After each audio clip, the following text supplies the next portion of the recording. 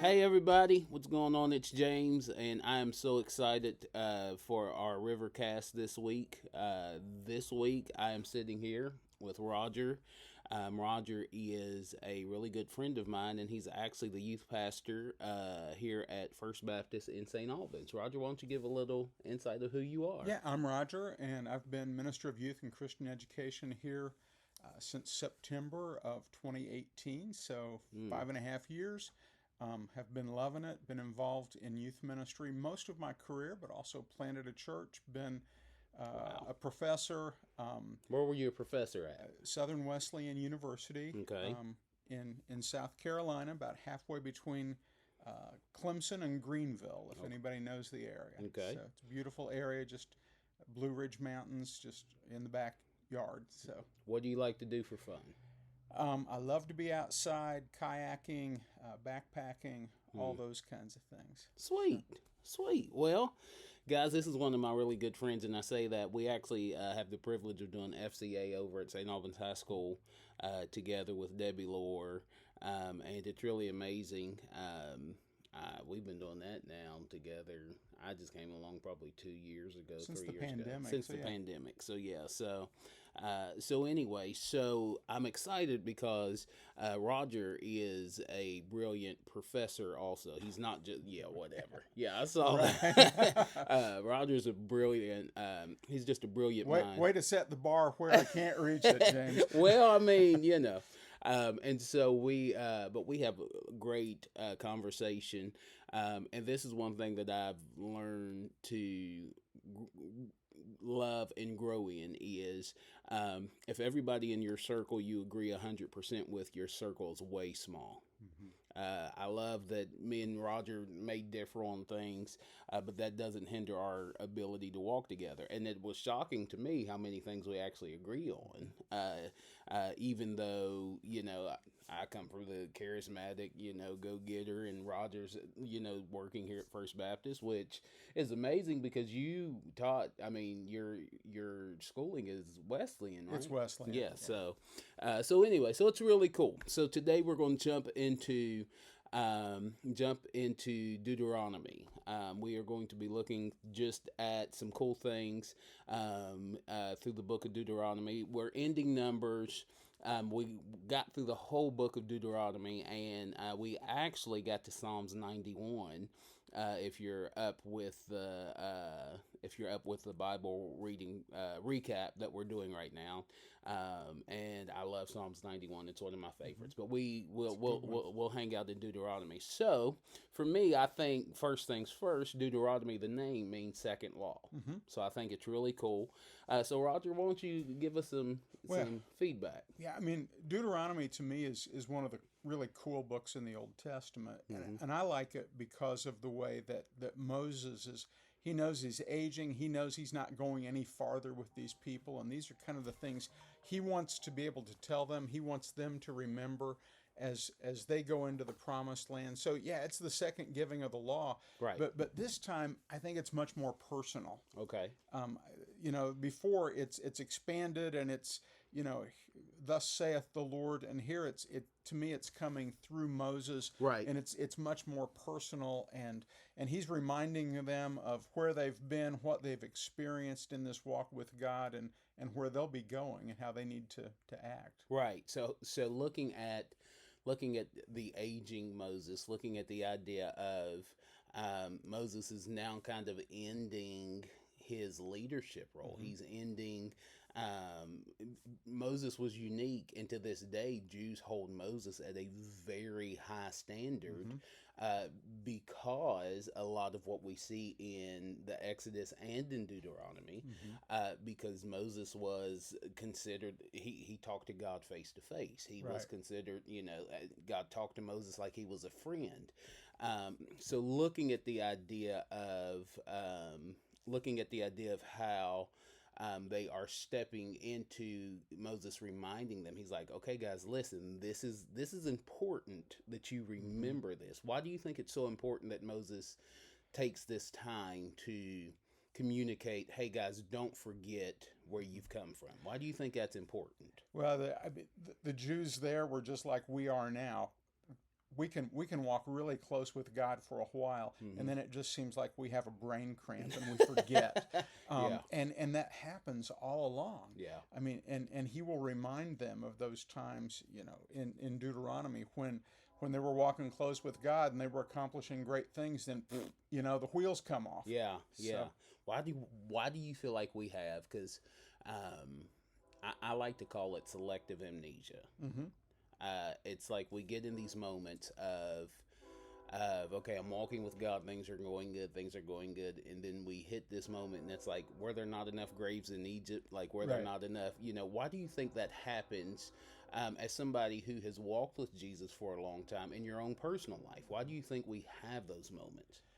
I was talking with one of our adult Sunday school teachers recently, and she was looking at a different biblical character who started out great and then kind of derailed. And to me, one of the things that is often most dangerous to us, to our spiritual walk with God, is success.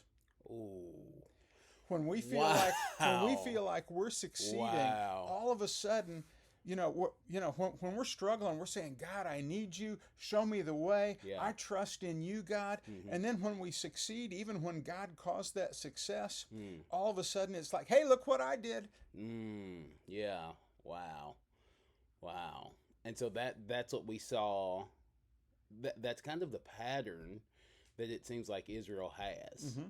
And I feel like it's easy for us to want to look and judge Israel, but we do the same pattern. We at do times. the We same have the pattern. like it's like the enemy's tactics have not changed. Right. In a sense. It's the same thing of, man, God, I need you, God, I want you, God, I need your help, and then something happens, and it's like, wait a second, what happened, God? Where'd you? And even sometimes, even I'm reminded when I was in Texas. And I'm just gonna let you guys in on how me and Roger work. Like he realizes I'm a processor out loud. That's how I do right. it. And so when I was in Texas, I was a youth pastor in Texas. There was a lady named Susan Narvaez. She was the mayor of San Marcos. And I remember sitting and meeting with her, and then she ran for a different political position in the state. So she was going from a local political level to a well-known, I think it was Senate or something like that, senator. And she was, and she said, I really felt like God, I felt like the Holy Spirit told me that I was supposed to do it. I was supposed to run. She said, but I lost. And I'm like, oh, what do you do when you feel like God's told you to do something, you've done it, and it didn't work the way you thought it should? I feel like that's where we mess up. Right. Is like the children of Israel. I believe part of walking with God through those wilderness moments, through those seasons, is it's not always about success as much as it is, are you willing to obey? Right. Exactly. And there has to be obedience on the other side. Yeah. Yeah. And maybe the people voted for the wrong person in that election. Possibly, yeah. Out of their own free will. Right. So right. Yeah. So but looking at it, from that standpoint, she said something, and it just ministered to me. She said, God didn't guarantee me a win. She said, I just knew I needed to obey. Mm-hmm. And so oftentimes, I believe as we walk with Jesus, he calls us to crazy obedience. I know that there's a book out called Crazy Faith. I would love to see somebody write a book called Crazy Obedience. That'd be a great one. Because at the end of the day, that's your book to write. James. Well, it might be. I don't know, Roger. I mean, if he says so, I'll write it. Because at the end of the day, I feel like that was the children of Israel's issue often, was God would do something and God would respond the way they thought he should. And so they were like, oh, he's trustworthy, so I will obey him because he's proven himself. Instead of it being a thing of, no, wait a second, he's God. He's got nothing to prove. Right. Yeah. Like we're always trying to make God in our image, I feel like, instead of us being conformed to his image. So looking at the book of Deuteronomy, I feel like it's Moses, like you were saying, it's Moses saying, listen, guys, don't forget what God has done for you. Don't forget where he has brought you from. Yeah. And I think an example of that. We're ready to jump go into for it. Yeah, the yeah, text we're in here. it. Yeah, we're in it. So, an example of that, and I love, going back to Genesis, I love the Abrahamic covenant. Yeah, yeah, God calls Abraham and he says, I've called you to do something special. I'll be your God, and you and your descendants will be my people. right, And whoever blesses you, I'll bless. Whoever curses you, I'll curse. Right. I've got your back, Abraham. right, And, your descendants will be as numerous as the stars in the sky, the grains of sand. right, And they were in the desert. right. And that's a lot of sand. That's a lot of sand. And then God threw in this phrase that I think the Jewish people, and we often overlook, is that through you, all the people of the earth will be blessed. And that's what we're called to be. And we're looking at, Moses in chapter 9, is talking about them going in to cross the Jordan and to possess the land that God has promised to them. Yeah. And I'm looking at chapter 9, verse 4. The Lord your God has driven them out before you, not because of yourself. The Lord has brought you here to take possession of this land, not because of your righteousness, but because of the wickedness of these nations. Right. So and the question I get all the time is, why is it that God called his people to be sometimes brutal appearing when they were taking over the promised land? Yeah. Well, it wasn't because he loved the Jews more. It was because of the wickedness of the people that they were going to take over their land. Right. And God was creating a new people, Right. a new nation, to be a blessing to the world. To the whole world. Absolutely. Right. Looking at even that idea of, I think it was in the reading yesterday that I was listening to. One of the questions that came up was, so does God do genocide? Yes. And what was the answer? Well, it was foggy. Yeah. Because it's like, so God was telling the children of Israel. I think it was, I forget which group of people it was, but he was saying, like kill all of them. Mm-hmm. Right. But then you keep reading, and it's like further down it in the next few chapters, it talks about how God's like, okay, when you go there, don't marry them. So it's like, hold on, wait a second. Right. So did God tell him to kill all of them, or like, or was it select groups, or like what? Yeah. Like, how does that work? Yeah. So, but the thing that happened over and over again was that the people of Israel would move in, and they'd move into this place, and then they would be tripped up by the gods of the other people. Right. That's what God wanted to prevent. That's because what he was trying to prevent the whole them to time. be his covenant people who would bless everyone. Right.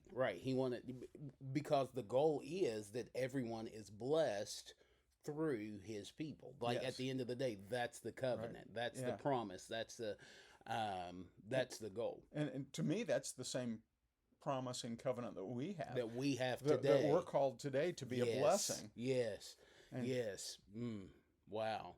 So how can we do that today, Roger? What are ways that because, like I said, oftentimes we look at this and we look and we're like, man, I can't believe they did that. And man, I can't believe they did that. And so it's easy for us to be very judgmental when we look at their story, because we see the end of their story. Right. We're in the middle of our story. That's and right. So well, and one of the issues that we face in the United States, in this country, is the amount of diversity. And at one level, diversity is good and it's beautiful, and it was created by God. Yeah. But at another level, it can pull us away from God's will for us when we start following after the things of others.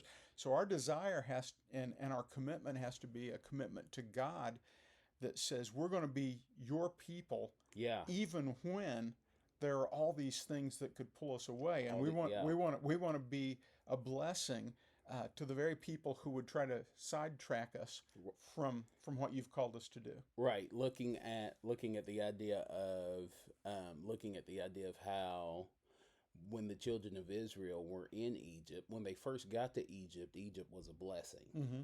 Yeah. Egypt was, I mean, famine was coming. It was an amazing Yeah, thing. there was plenty to eat. And this has become kind of my definition. And I heard it from someone, and I forget who, but I heard this from someone, and it, the definition of bad religion is to stay in a place longer than you're welcome, or to stay somewhere longer than you should, in the sense of the children of Israel they came to Egypt because it was like, man, this is a safe place, this is a good place.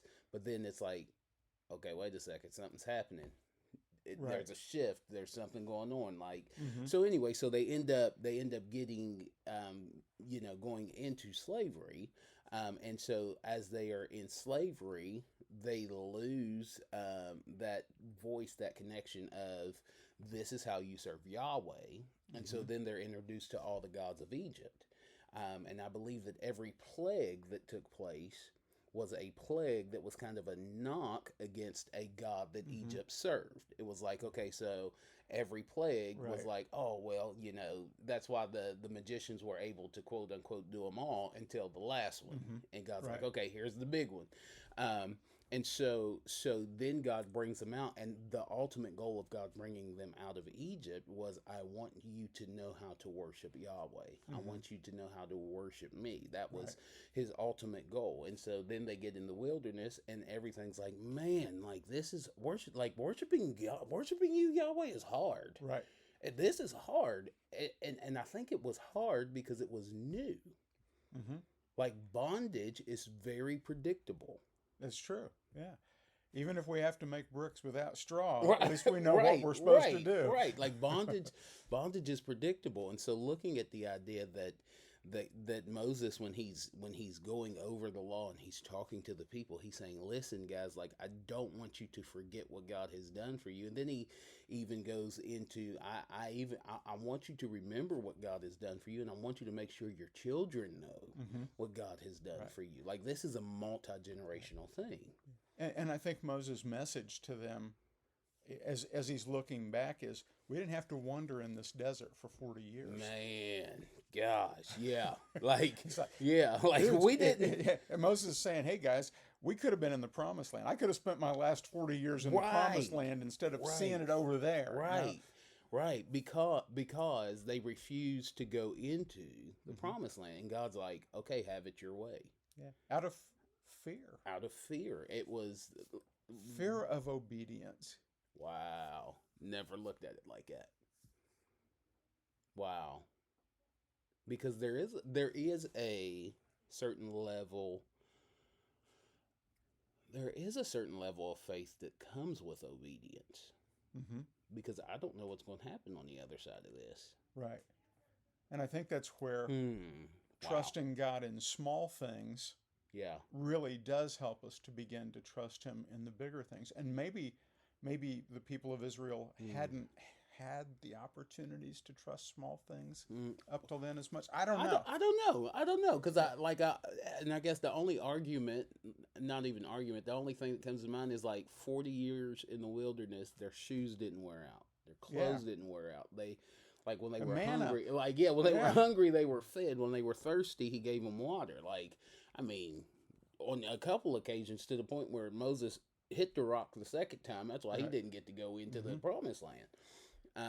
And so looking at how sometimes being a follower of Jesus, obedience can be scary, because I don't know what's on the other side of this.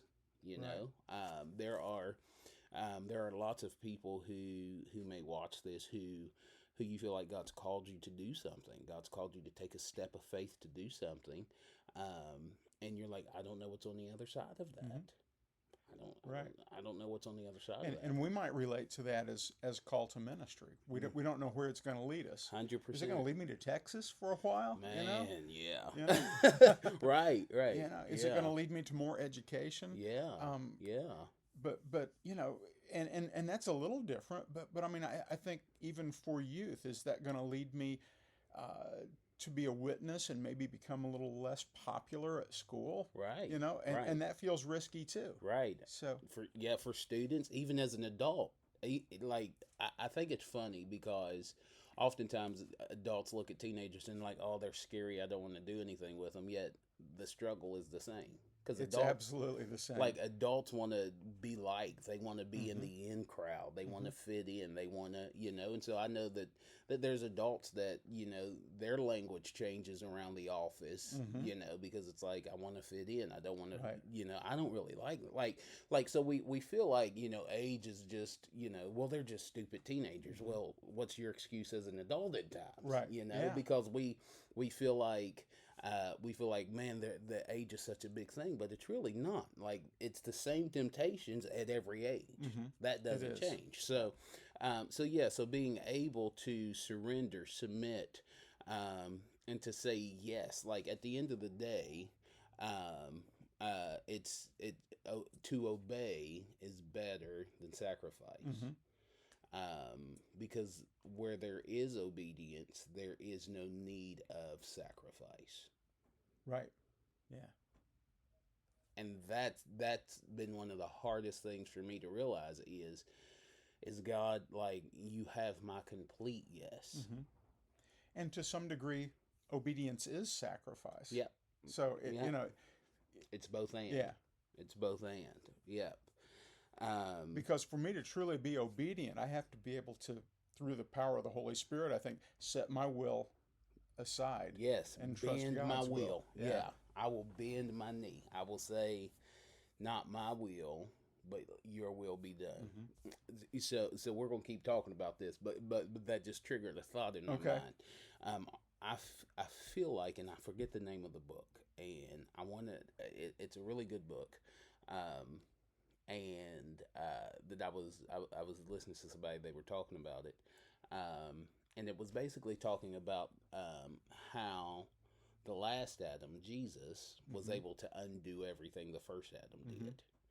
And it was amazing because the cover of the book, and if I think of it, I'll Okay. text it to you.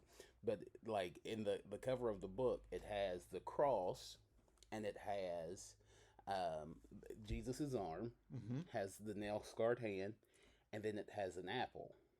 Oh, wow. And I'm Yeah. like, okay, I Yeah. know it wasn't an Yeah. apple. I know the Bible Right. Yeah, doesn't yeah, say, but I feel like.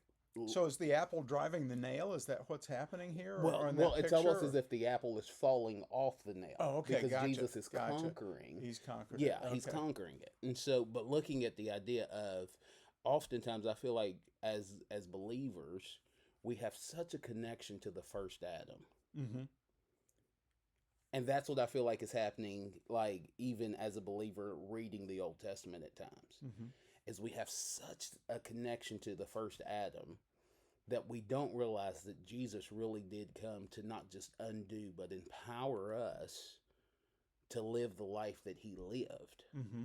And I feel like the idea that we don't have to be a slave, not only to sin, but we don't have to be a slave to our patterns. We don't have to be Right. a slave to these things. And so, because at the end of the day, and this is kind of where I might take the shift, at the end of the day, my goal is to conquer things so my kids don't have to. Mm-hmm. I feel like what God is saying through Deuteronomy, why Moses is saying, hey guys, don't forget what God has done, Right. is because he's like, make sure you tell your kids about it, is because God's like, I hope we don't have to do this again. Yeah, that's good. That's good. But it's almost like every generation To some some degree has degree, to do it. You're right. But You're right. let me read another passage. Go for it. Go for it. And people always ask me what's my life verse, and for lots and lots of years I said I didn't have one, and then I realized I did. I just hadn't realized it yet. You know? So Okay. and it's Deuteronomy 6, beginning with verse 4, and it's the Shema. Oh, okay. Yeah. Hear, O Israel, the Lord our our God, God. the Lord Yeah. is one. Love the Lord your God with all your heart, Yeah. with all your soul, and with all your strength. Yeah. These commandments I give you today are to be on your hearts. Impress them on your children. Mm-hmm. Talk about them when you sit at home and when you walk along the road, when you lie down and when you get up. Tie them as symbols on your hands and bind them on your foreheads. Write them on the door frames of your houses and on your gates. And when the Lord your God brings you into the land he swore to your fathers, to Abraham, Isaac, and Jacob, to give you a land with large flourishing cities you did not build, houses filled with all kinds of food you did not provide, and wells you did not dig, and vineyards and olive groves you did not plant, then when you eat and are satisfied, be careful that you do not forget the Lord. Then when you eat and are satisfied, be careful that you do not forget the Lord who brought you out of Egypt. So, I repeated that second line accidentally, but it was good. It was good. No, it was good. It was good. Like, it's necessary, and I think it's really cool that we're student pastors being able to have this conversation, because that's one thing that as student pastors, like, I've done it in the past, where when we had young kids, like not just kids we've adopted, but even when we were doing foster care when we were in Texas,